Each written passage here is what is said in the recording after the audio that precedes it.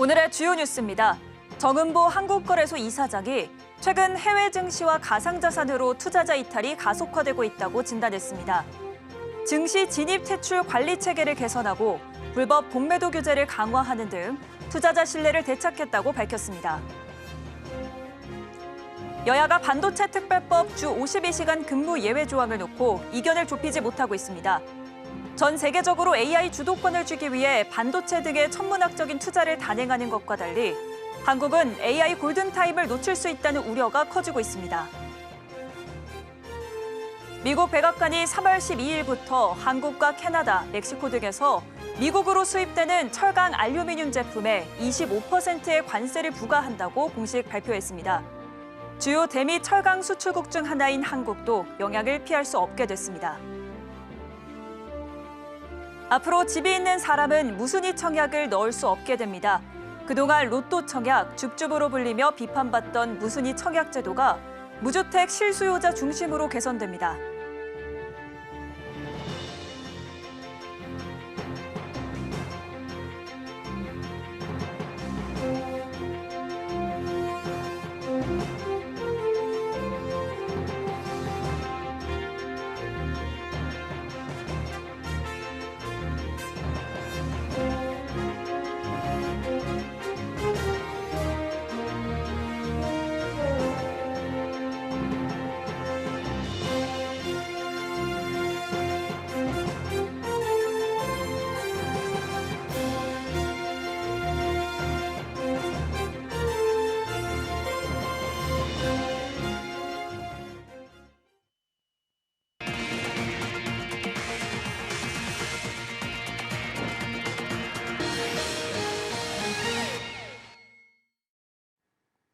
여러분 안녕하십니까? 2월 11일 서울경제 뉴스5 시작합니다.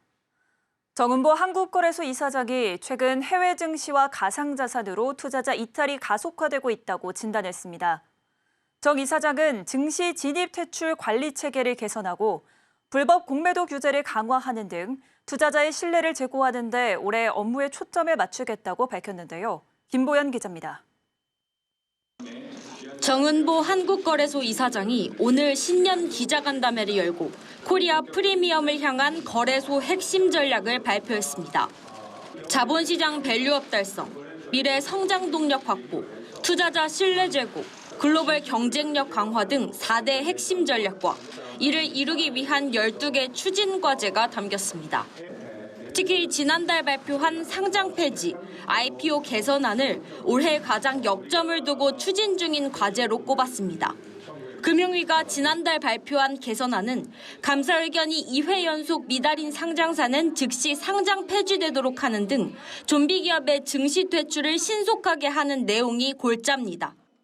IPO 기업의 기관 투자자 배정 물량 중 40% 이상을 의무 보유 확약한 기관 투자자에게 우선 배정하도록 하는 내용도 담겼습니다. 정 이사장은 이와 함께 유가증권, 코스닥 시장 간의 차별화와 연계성을 고려한 시장 관리 체계 전반의 개선도 함께 검토하겠다며 자본시장 밸류업의 중요한 모멘텀이 될 것이라고 말했습니다. 정 이사장은 공매도 중앙점검 시스템 도입을 통해 불법 공매도 규제를 강화하고 거래 효율성과 안정성 확보를 위한 대체거래소 통합 관리 체계를 구축하는 등 투자자 신뢰 제고를 위해 노력하겠다고 강조했습니다. 지난해부터 시행 중인 기업 밸류업 프로그램과 관련해선 우수기업 선정, 표창, 세제 혜택 등 다양한 인센티브를 지속 제공해 정책이 확고히 정착될 수 있게 하겠다고 밝혔습니다. 또 올 하반기 지수 사용권 개방을 통해 한국물 지수 파생 상품의 해외 상장을 허용하는 한편 뉴욕, 런던 사무소를 개소해 모건 스탠리 캐피털 인터내셔널 등 선진 지수 편입 마케팅에도 속도를 내겠다는 계획입니다. 오는 6월부터는 코스피 200 선물 등 파생 상품 10종에 대한 야간 거래도 도입돼 밤 시간대 변동 리스크 해지에 도움이 될 것으로 기대하고 있습니다. 서울경제TV 김보연입니다. 인공지능 기술 경쟁이 개별 기업을 넘어 국가 대항전이 되고 있는 가운데 이를 뒷받침해줄 입법은 지지부진한 모습입니다. 여야가 반도체 특별법 주 52시간 근무 예외 조항을 놓고 이견을 좁히지 못하고 있는데요. 전 세계적으로 AI 주도권을 쥐기 위해 반도체 등 첨단 산업에 천문학적인 투자를 단행하는 것과 달리 한국은 AI 골든타임을 놓칠 수 있다는 우려가 커지고 있습니다. 김혜영 기자입니다. 반도체 업계가 내후외환에 시달리고 있습니다. 미국 관세 폭탄 우려가 반도체 업계로 번질 것이라는 우려 속에 산업 육성을 위한 국내 특별법 통과도 지지부진한 모습입니다. 이중고인 거죠. 나라 밖이나 아니나 여러 가지 반도체 경쟁력을 키우는데 걸림돌이 지금 많은 상황. 법적으로 좀 지원이 이루어져야지 국내 기술력도 높이고 할 수 있는 건데 지금 상대 경쟁국들에 비해서는 지지부진한 상황인 거죠. 전 세계적으로 AI 주도권을 쥐기 위해 반도체 등의 천문학적인 투자를 단행하는 것과 달리 한국은 AI 골든타임을 놓칠 수 있다는 우려가 커지고 있는 겁니다. 실제 반도체 특별법은 연구직에 대한 주 52시간제 예외 적용 조항에 발목이 잡혔습니다. 업계에선 반도체 산업의 특성상 경직된 근로시간 제한으로 주요 고객사의 요구에 제때 대응하기 어렵고 이는 곧 경쟁력 저하로 이어진다고 입을 모읍니다. 야당은 52시간 예외 조항을 뺀 반도체 특별법을 먼저 처리하자고 목소리를 높이고 있고 여당은 씨 없는 수박이라며 반대하고 있습니다. 여기에 트럼프 미국 대통령이 반도체와 자동차 등에도 관세 부과를 검토하고 있다고 밝혀 긴장감이 맴돌고 있습니다. 서울경제TV 김혜영입니다. 도널드 트럼프 미국 대통령이 현지 시간 10일 발표한 철강 알루미늄 25% 관세가 한국에도 전면적으로 적용되는 것으로 파악됐습니다.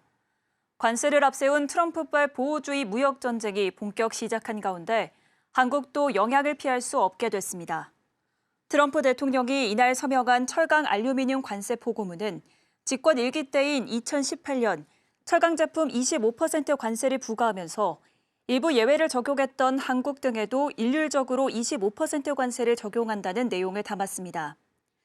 포고문은 한국, 캐나다, 멕시코, 유럽연합회원국 등 집권 1기 때 25% 관세 예외를 적용했던 국가들을 열거하면서 이들 국가와의 합의가 국가 안보 우려를 해소하는 데 효과적이고 장기적인 대안을 제공하지 못했다면서 3월 12일자로 각국과의 기존 합의를 폐기하기로 했다고 밝혔습니다.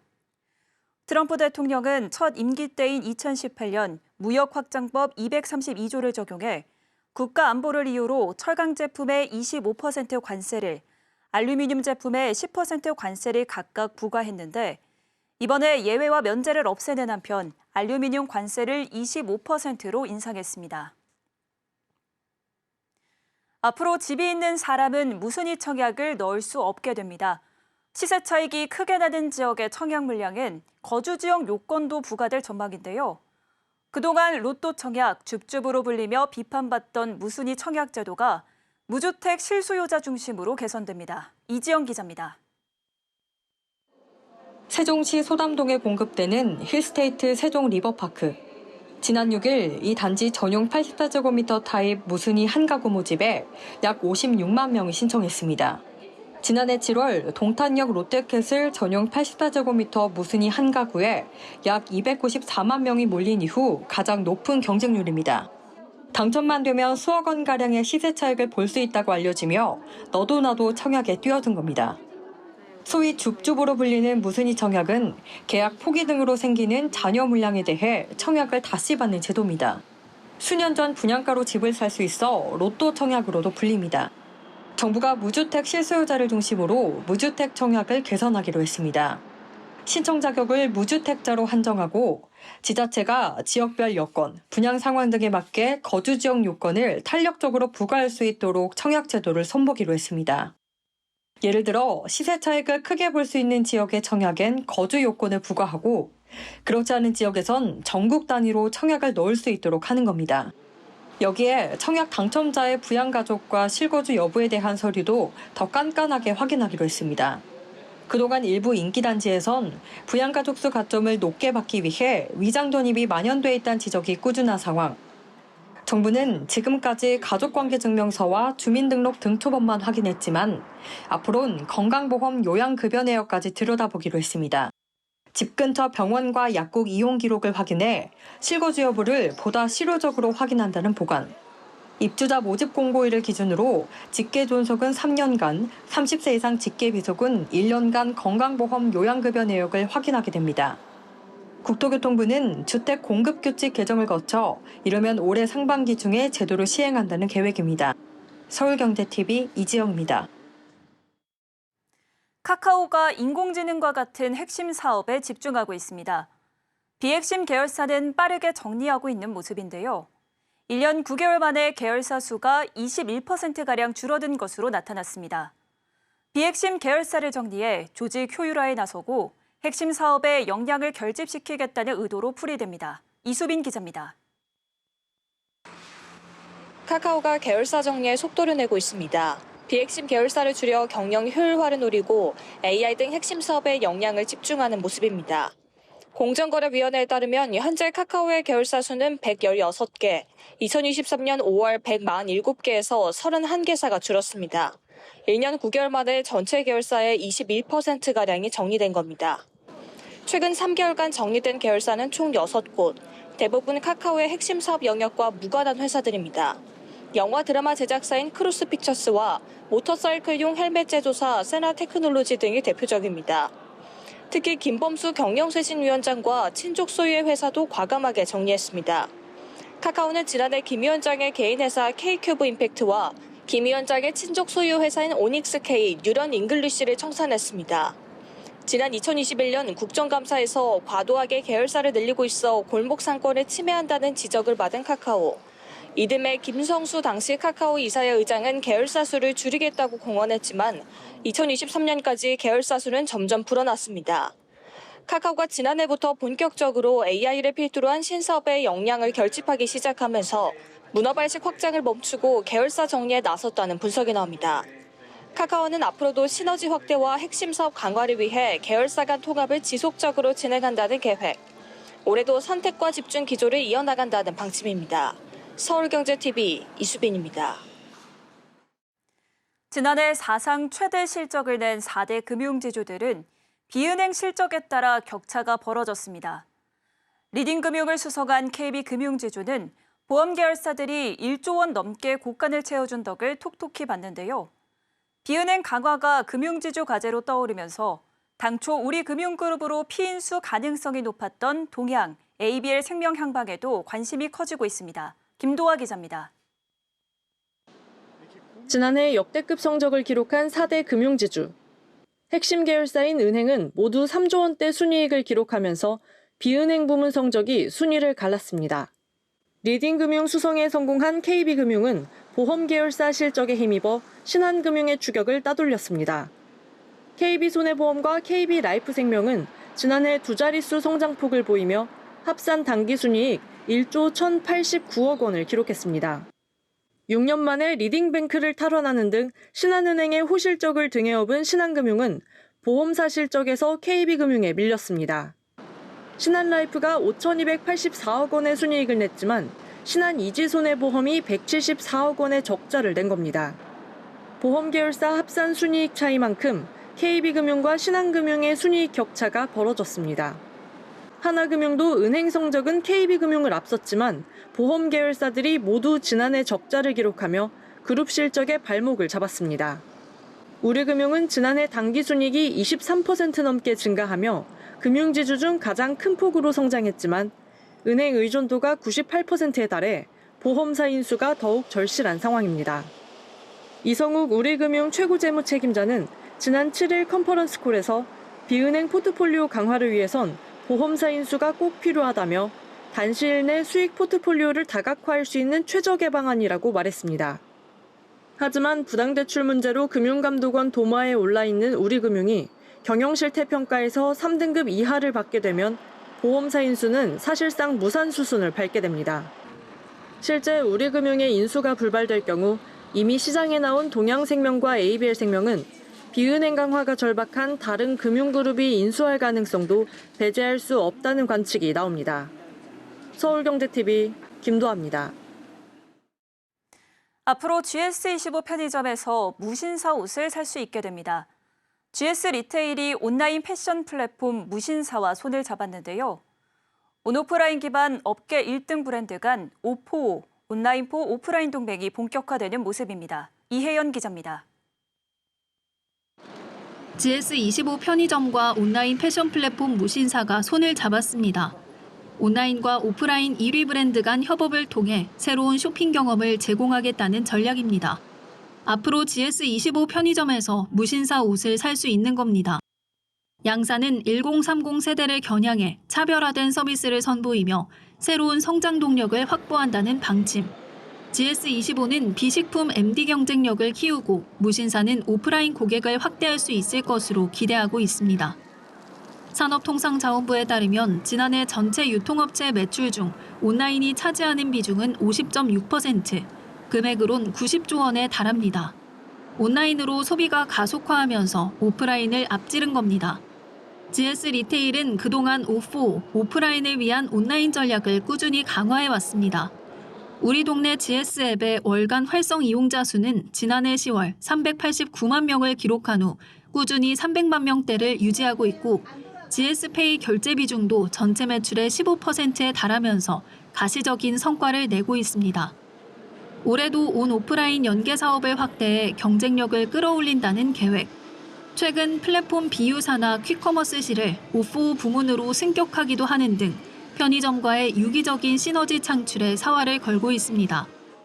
경쟁사 BGF 리테일이 운영하는 CU가 영업이익에서 GS 리테일을 앞질렀고 매출 1위 자리도 위협받고 있는 상황. GS 리테일은 다양한 오포 협력을 통해 업계 1위 자리를 더욱 공고히 한다는 목표입니다. 서울경제TV 이혜연입니다. 은행이 경기 불확실성 확대에 따라 건전성 관리를 위해 기업 대출 문턱을 높이고 있습니다. 특히 대기업보다 신용 위험이 커진 중소기업 대출이 어려워질 것으로 보입니다. 이연아 기자입니다. 5대 시중은행의 지난달 말 기준 기업 대출 잔액은 825조 7,228억 원입니다. 이 가운데 대기업 대출 규모는 163조 996억 원, 중소기업 대출은 662조 6,232억 원입니다. 전년 동기 대비 증가폭을 보면 대기업 대출은 17%가 넘지만 중소기업 대출은 5%에 불과합니다. 올해는 중소기업 대출 문턱이 더욱 높아질 것으로 전망됩니다. 한국은행은 지난달 금융기관 대출형태 서베이를 통해 올해 1분기 중소기업 신용위험지수 전망치를 39로 발표했습니다. 2022년 4분기 이후 최고치인데 한은은 모든 업종 중소기업 신용위험이 높은 수준을 이어갈 것으로 전망했습니다. 앞서 지난해 금융당국이 가계부채 조이기에 나서자 은행권에서는 일제히 기업대출로 영업 방향을 전환했습니다. 하지만 지난해 9월부터 중소기업 대출 연체율 경고음이 울리기 시작했고 10월 말 기준 5대 시중은행 중소기업 대출 연체율은 국민 0.47%, 신한 0.42%, 하나 0.63%, 우리 0.49%, 농협 0.88%로 한 달 만에 최대 0.12%포인트 상승했습니다. 급기야 지난해 말 기준 5대 은행의 중소기업 대출 연체율은 전분기 대비 13.1% 늘었지만 대기업 대출 연체율은 20.9% 줄어드는 상황이 벌어졌습니다. 이를 두고 금융권 안팎에서는 중소기업 경영 악화를 우려하는 목소리가 큽니다. 금융권에서는 은행별 대출자산 수익성과 건전성 관리가 강화되고 금융사의 밸류업 추진과 고환율 기조 등을 바탕으로 은행 내 자본 비율 관리 필요성이 높아짐에 따라 신용 위험이 높은 중소기업 대출 문턱이 더욱 올라갈 것으로 전망하고 있습니다. 한은은 지난달 16일 금융중개지원 대출 한도를 기존 9조 원에서 14조 원으로 늘리며 중기 자금 수요 해결에 나섰지만 연체액 대비 이자 경감 규모 등을 두고 역부족이라는 의견도 제기됩니다. 서울경제TV 이연아입니다.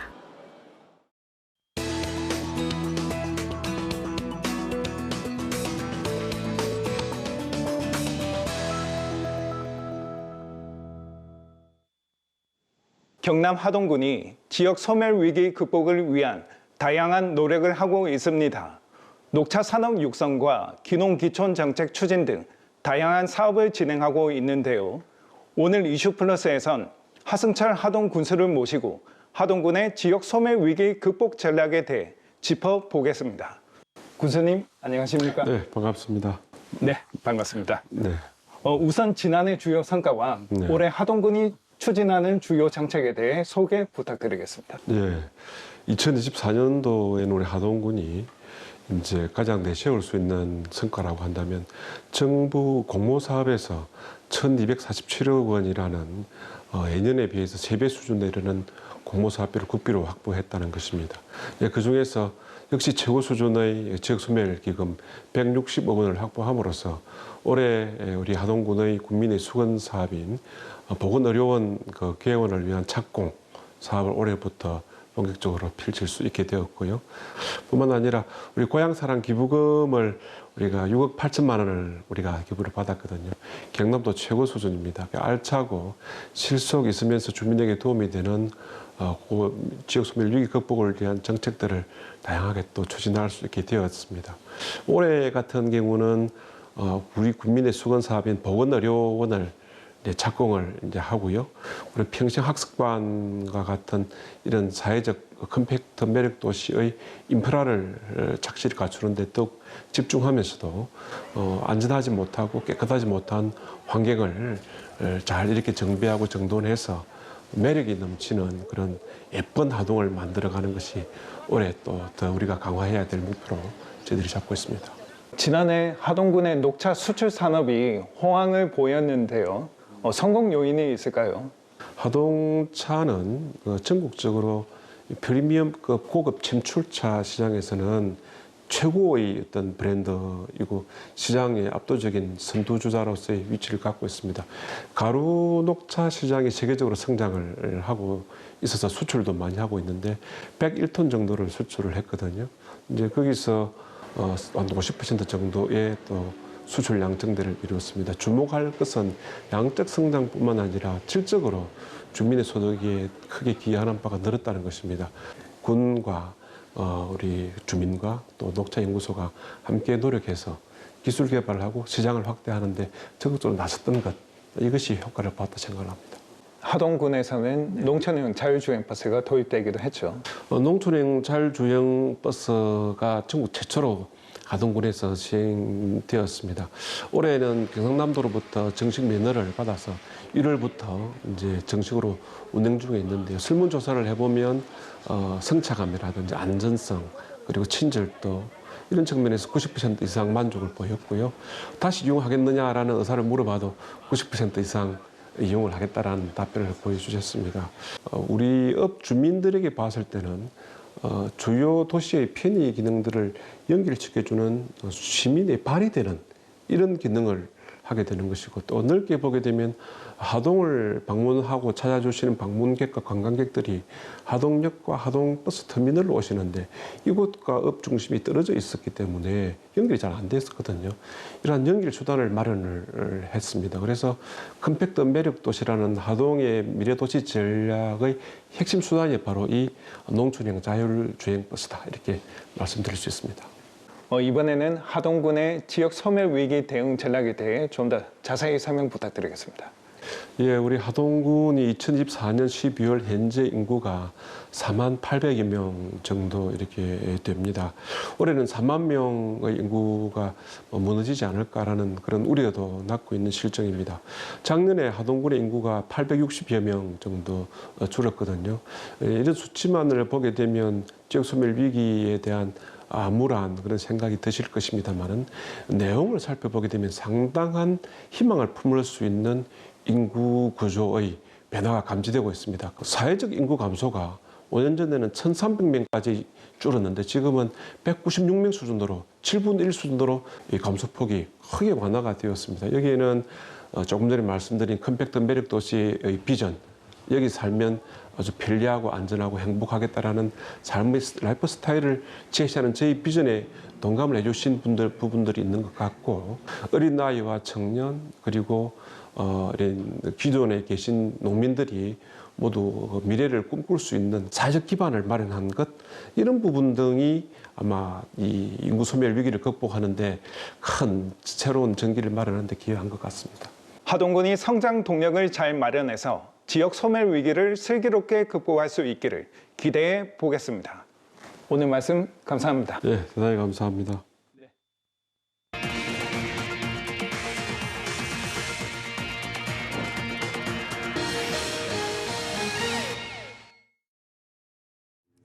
서울경제 뉴스5 저희가 준비한 소식은 여기까지입니다. 시청해주신 여러분 고맙습니다.